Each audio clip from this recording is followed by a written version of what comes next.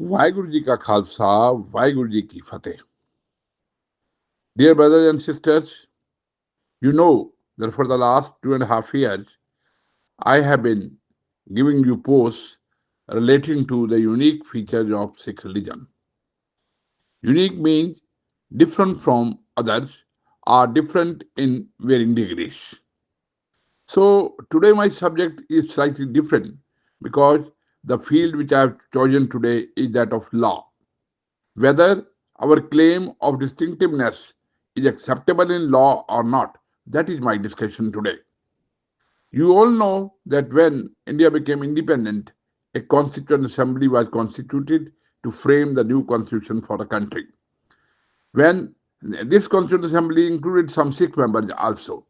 When the draft was to be passed, two Sikh members did not sign it because they were of the view that the constitution had not given due importance to Sikhs as they were told by Gandhiji and Nehruji that they will be given, but that has not been given. The main objection was that there was a definition of Hindu in Article 25, and that definition said that Hindus include Sikhs, Buddhists, and Jains. The objection was that Sikhs, being a distinct religion, having different features, they should not have been clubbed with Hindus. They should have been mentioned separately.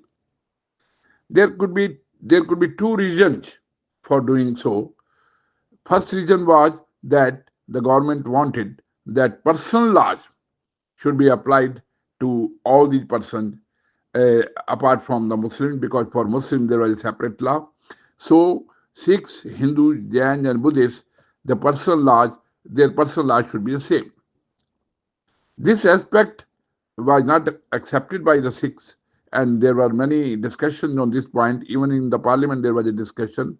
So, whether it was valid or not, the discussion, that is not my issue. My issue is that despite this definition, the Sikhs have been given the right separately in respect to the main issue of personal law, and that is the marriage.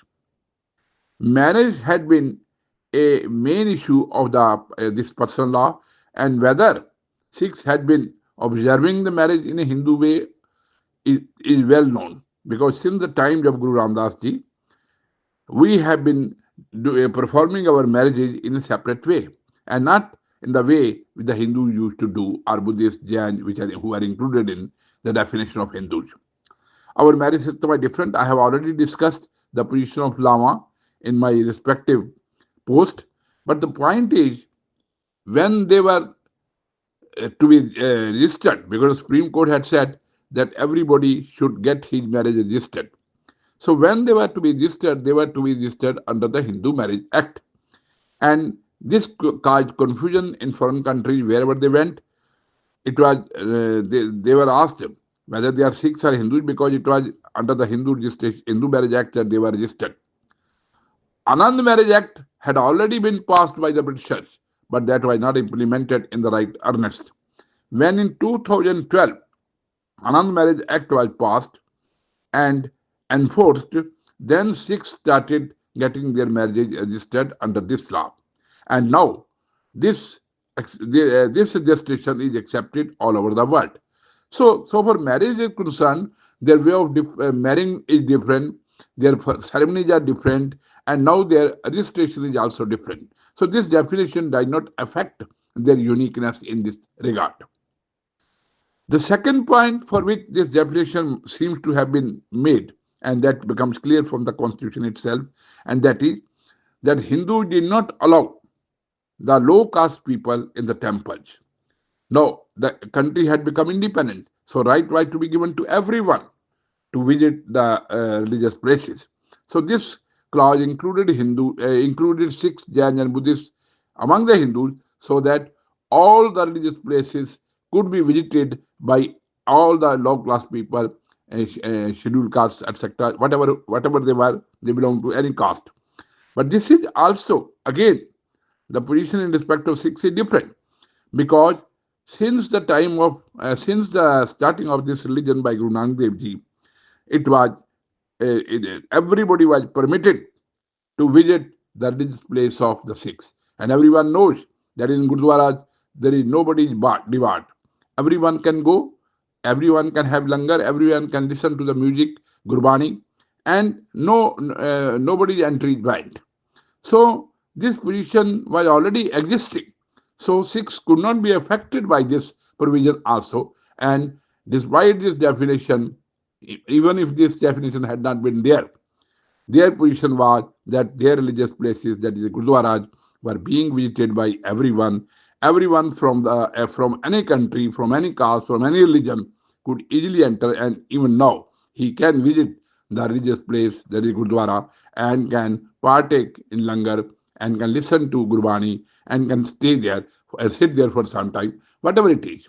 So this independence was already there for everyone.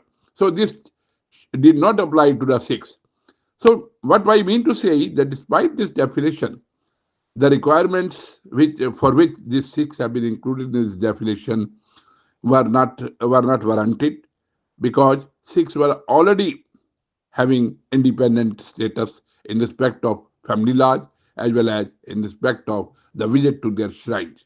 So despite this definition, their unique features, the uniqueness in these respects is not at all affected. Now I come to Article 25 of the Constitution, wherein this definition has been inserted. The main part of this article provides for the independence of following any religion by anyone. So everybody has got the liberty to follow any religion. The freedom of religion has been granted in this article for all the people, for all the citizens of India. Now, there is an additional explanation to Article 25, wherein the Sikhs have been mentioned separately. And that says that Sikhs alone can keep and carry a kirpan, being part of their religion. In India, and to the best of my knowledge, and any other constitution also, there is no other community in the world which has been given this freedom to carry any weapon without government's legal requirements, permission, etc. But Sikhs have the right to carry the kirpan wherever they go and to put it on their body also, because they have to wear it as an article of their faith. So this clearly shows that their uniqueness has been accepted here.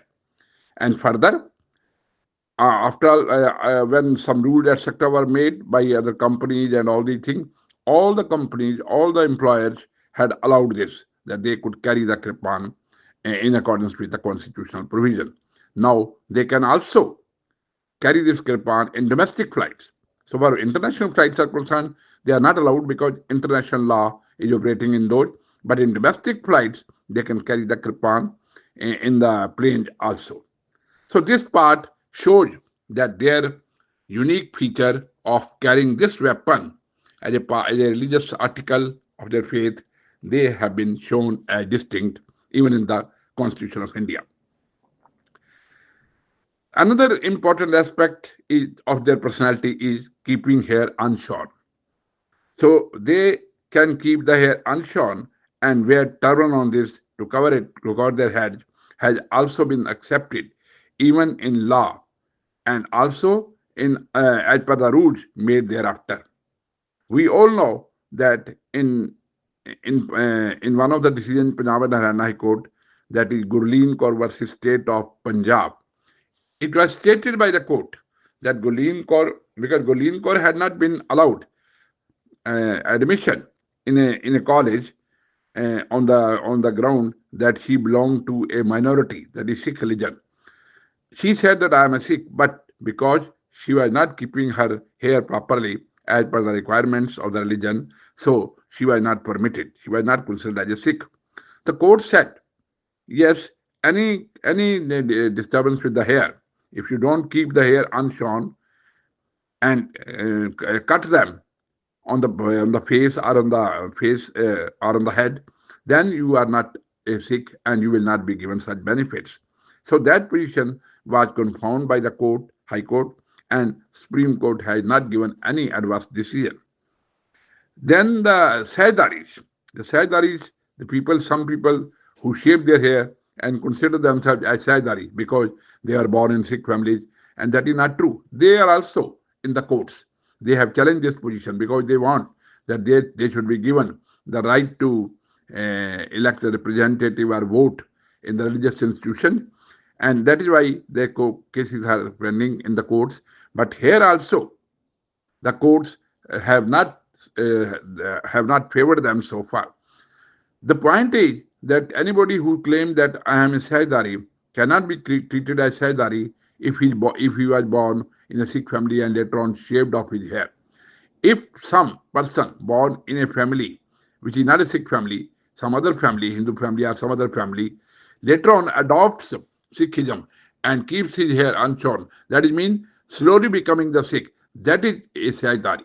So Sahdari should be interpreted in the right earnest and not against the Maryada, because Guru Gobind Singh Ji had mentioned the keeping of hair unshorn twice, in the Maryada also, as well as in the 5 Kavkars that he allotted to the Sikhs, and that he made compulsory for those who were administered Amrit.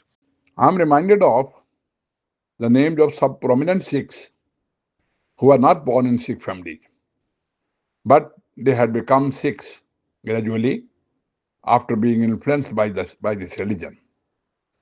Such names include Bhagat Puran Singh, Master Tara Singh, Dr. Sahib Singh, and many others. What I mean to say is that until you start keeping hair and wear the turban, you cannot be stated to be a Sikh. No person who desecrates his hair can be stated to be a Sikh. So the Sikhs in full shape Sikhi form and with turbans are now recognized all over the world. They are holding good positions. Now they are accepted in all the jobs. We can see even ladies with keskis as pilots and soldiers. And many big CEOs of the big companies are Sikhs. And there are vice chancellors in universities. And all such important positions are being held by them. It means their position, this unique position, is now recognized in jobs and in all the fields. We also notice that they have been exempted from the use of helmets while biking in many countries like Canada and England. So we can say that status of Sri Guru Granth Sahib as being a unique scripture has already been discussed by me in an old post, a respective post, where I had said that Supreme Court had accepted the position of Sri Guru Granth Sahib as being different from other scriptures. In conclusion, it can be said with utmost humility that whatever uniqueness of the Sikhism we claim is now acceptable even in the large of not only India but all over the world. I shall be continuing my discussion regarding uniqueness in subsequent talks. You kindly like this post and subscribe to this channel. Remember, it is uniqueness of Sikhism. Thank you very much. Vaheguru Ji Ka Khalsa, Vaheguru Ji Ki Fateh.